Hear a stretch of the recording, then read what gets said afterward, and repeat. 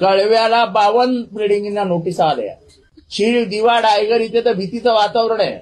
आणि याच्यामध्ये सर्वात मोठं काय आहे तर काही जण मुद्दामून जातात बिल्डिंग मध्ये. आज तुम्हारी बिल्डिंग टूटने वाली है, रस्ते पे आ जाओ. आज तुम्हारी बिल्डिंग टूटने वाली है, रस्ते पे आ जाओ. आज तुम्हारी टूटने वाली है, रस्ते पर आ जाओ. ते तिथली गरीब माणसं नोकरी धंदा सोडून दररोज रस्त्यावर येतात. महानगरपालिकेचे अधिकारी दररोज 9 वाजता तिथे पोहोचतात. एकाही बिल्डिंगवर कारवाई होत नाही. पोलीस पोहोचतात. हे काय नाटक चालू आहे? याच्यात सरकारला भूमिका घ्यावी लागेल. जे अनधिकृत इमारती आहेत त्या इमारती तुम्ही बेकार करणार आहात का लोकांना? तुम्हाला न्यायालयासमोर जाऊन भूमिका मांडावी लागेल.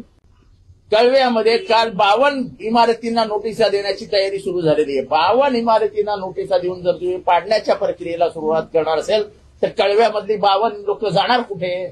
चीळ, दिव्या, डायगर मध्ये तर भीतीची परिस्थिती, दहशत निर्माण करून टाकली आहे. मग जर कल्याण डोंबिवलीमध्ये एकनाथ शिंदे साहेब तुम्ही भूमिका घेऊ शकता तर तुम्हाला ठाणे, कळवा, मुंब्रा, दिवा, टायगर, शीळ या परिसरासाठी सुद्धा भूमिका घ्यावी लागेल.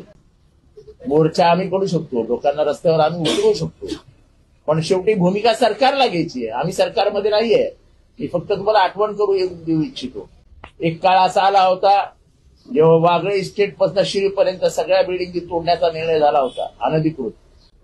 तेव्हा तुम्ही माननीय शरद पवार साहेबांची भेट तुम्ही, प्रताप सरनाईक, राजन विचारे असे तुमचे 3 आमदार आणि डोंबिवलीचे 1 आमदार असे 4 जण येऊन भेटले होते. तुम्हाला पवार साहेबांनी शब्द दिलेला की इतक्या अमानुषपणाने सरकार वागणार नाही, मध्यमार्ग काढू पण कोणाला बेघर करणार नाही. आमचं म्हणणं एवढंच आहे. गरीब माणूस हा छप्पर शोधत असतो. तो येतोच कशाला? पोटासाठी, आपल्या चिल्ल्या पिल्ल्यांसाठी, आपल्या पत्नीसाठी तो घर शोधतो.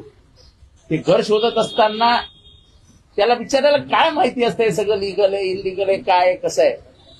तो घर घेतो आणि आज त्याला जेव्हा तुम्ही बेघर कराल, हा बांधणारा बिल्डर कोण, त्याच्यावरती काय कारवाई होणार? ते अधिकारी जे तिथे होते त्यांच्यावरती काय कारवाई होणार? गोर गरिबांना घराच्या बाहेर काढणं आणि नंतर इमारती तोडणं हे काही योग्य नाही. याला आमचा विरोध असेल आणि याच्यानंतर आम्ही हा विरोध अजून जोरात करू. पण आमची एकनाथ शिंदेकडनं एवढीच अपेक्षा आहे, शिंदे साहेबांकडनं, की जो न्याय कल्याण डोंबिवलीला लागला तोच न्याय तुम्हाला कळवा, मुंब्रा, शीळ, दिवा, टायगरला द्यावा लागेल.